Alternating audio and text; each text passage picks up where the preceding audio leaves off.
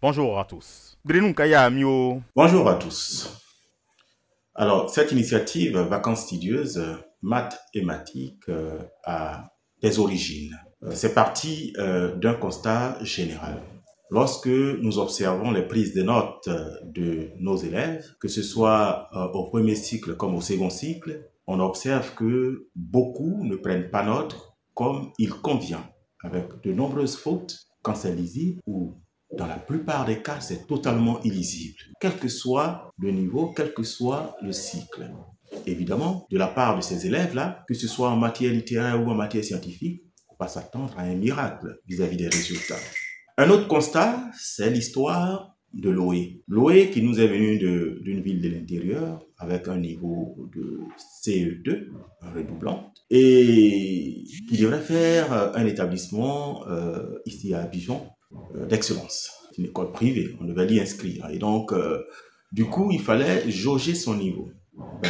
On devrait la rétrograder au CP2. Nous, parents, nous avons plaidé pour qu'elle soit acceptée au CE1 et nous nous sommes engagés à faire ce qu'on peut pour pouvoir relever son niveau. Son témoignage est que, à partir de 4 de moyenne dernière de classe sur 40, elle a pu finir 16e en fin d'année avec 8 et quelques de moyenne. Elle avait du mal à prendre note. Tous les jours, quand on allait la chercher, il fallait prendre le tableau en photo pour qu'elle vienne se mettre à jour à la maison, au départ avec une écriture indéchiffrable. Nous avons bataillé et aujourd'hui, en tout cas, elle fait preuve d'une certaine clarté mentale et intellectuelle. Cette expérience, nous avons voulu la partager gratuitement, gracieusement. C'est du temps que ça nous prend, mais il faut partager cette expérience avec tout le monde. C'est une passion pour nous. C'est en cela que nous vous invitons à vous investir. Mais dans tous les cas, nous poursuivrons celui à plusieurs.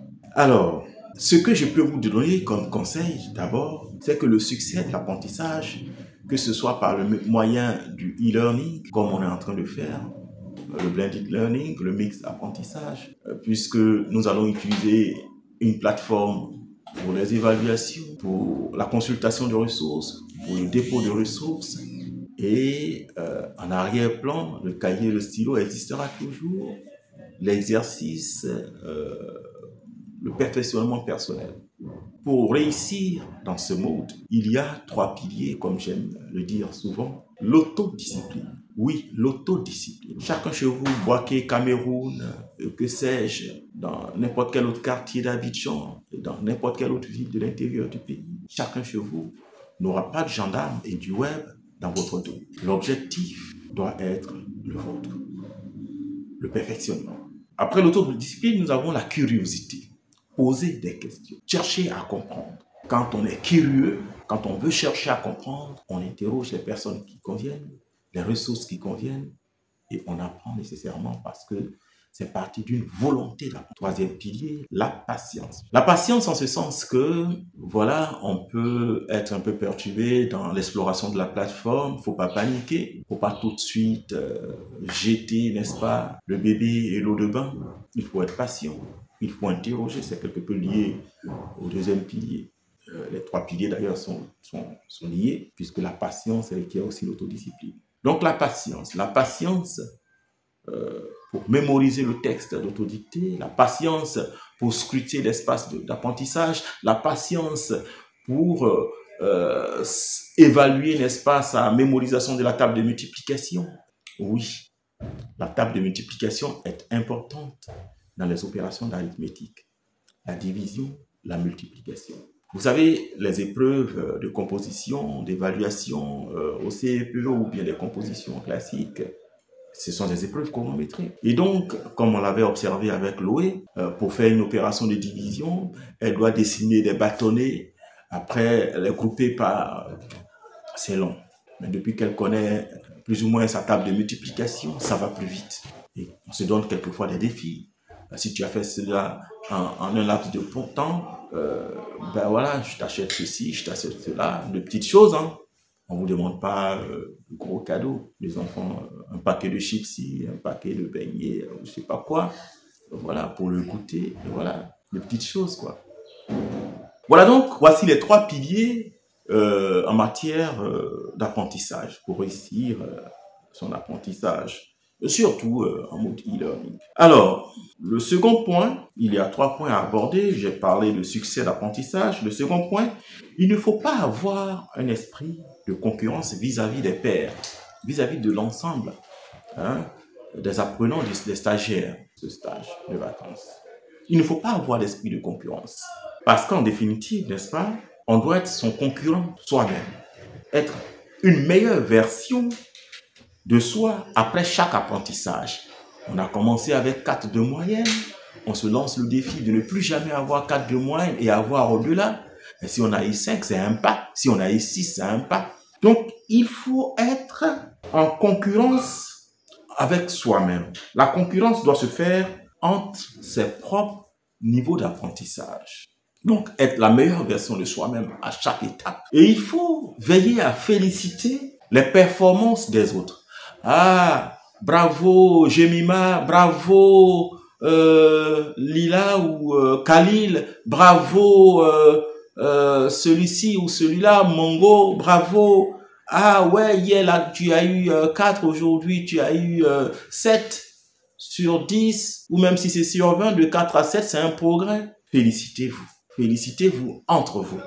Et aussi, pour ce deuxième point, le dernier aspect, il faut encourager. Encourager ceux qui en ont besoin. Encourager ceux qui traînent les pas. Il faut les motiver. Il faut vous motiver, vous les stagiaires, entre vous. Il faut vous tenir la main. Il faut partager entre vous les stratégies. Je n'encourage pas la tricherie. Mais comment est-ce que tu as fait pour réussir? Comment est-ce que tu as réussi à battre ce temps de record? Quelle est ta technique? Partagez-vous les stratégies. C'est pour ça que je peux dire que je suis quelque peu contre l'élitisme. Ce qui doit être récompensé, ce sont les performances, même vis-à-vis de soi. Il a commencé avec 1 de moyenne sur 20, mais il a terminé avec 12 de moyenne, même si quelqu'un a eu 19 sur 20. Mais de 1 sur 20, il a terminé avec 12 de moyenne. Il est à féliciter. C'est une performance. Donc, voilà, je suis contre l'élitisme. Voici la nuance. Il faut encourager ceux qui font mieux. Et c'est en cela que nous offrons gracieusement ce stage de coaching des vacances. Parce que nous, enseignants du supérieur, quand on reçoit des étudiants qui nous remettent des copies griffonnées, c'est horripilant et on n'a même pas envie de regarder. Ça réduit les chances. Donc, il faut traiter l'arbre à la racine. C'est pour ça que nous insistons sur la maîtrise de la langue, n'est-ce pas, d'apprentissage, d'enseignement. La prise de notes, l'exactitude de l'écriture, l'orthographe. C'est en cela que nous nous investissons dans cette initiative de vacances studieuses mathématiques. Alors, le dernier point, il faut tenir un journal d'apprentissage. Mes enfants aiment appeler journal intime, mais ce n'est pas un journal intime. Un journal des apprentissages, c'est le portfolio. Alors, je leur interdis l'expression journal intime. Je préfère dire portfolio. Habituez-vous à ce terme, cette terminologie. Il faut tenir un portfolio d'apprentissage, même au CE1, CE2. Oui.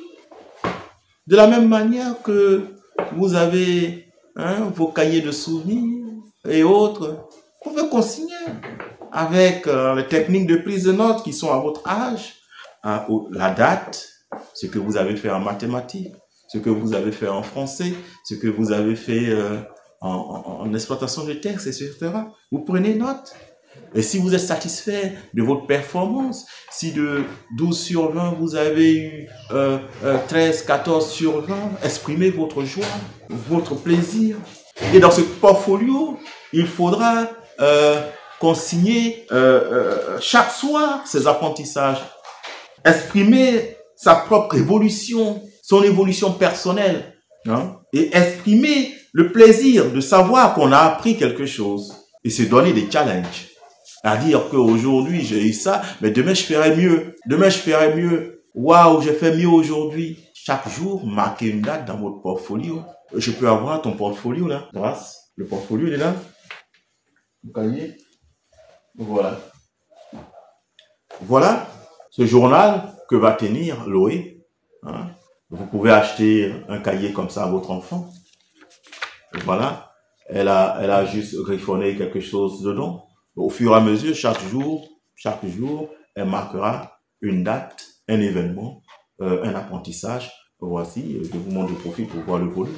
Parce que ce cahier, ce portfolio, elle va le tenir, n'est-ce pas, durant, que ce soit non seulement pendant les vacances, mais même durant le cours de l'année. Si aujourd'hui, avec le maître, elle a appris quelque chose, une méthode mnémotechnique, elle prend note. Elle exprime sa joie, son plaisir d'apprendre. Habituons nos enfants à consigner leurs apprentissages. Nous pourrions développer en eux certainement des talents d'écrivain, etc. Voilà. Il y aura d'autres activités, les résumés de lecture de romans, etc. Les activités de mathématiques. Justement, l'initiative porte le nom de maths et conjonction de coordination et maths, pronom. Et donc TIC, technologie de l'information et de communication. Parce que nous utiliserons, n'est-ce pas, les techniques d'information et de communication dans ce processus d'apprentissage. Et maths, pourquoi? Parce que tout ce qui relève de la réflexion, du raisonnement et autres, par excellence, n'est-ce pas, c'est la philosophie et les mathématiques. Donc, c'est de là est née la dénomination du concept maths et quoi? Et maths. Bien, on vous fera d'autres vidéos explicatives à l'avenir. Je vous remercie et bon apprentissage. À bientôt. Au revoir.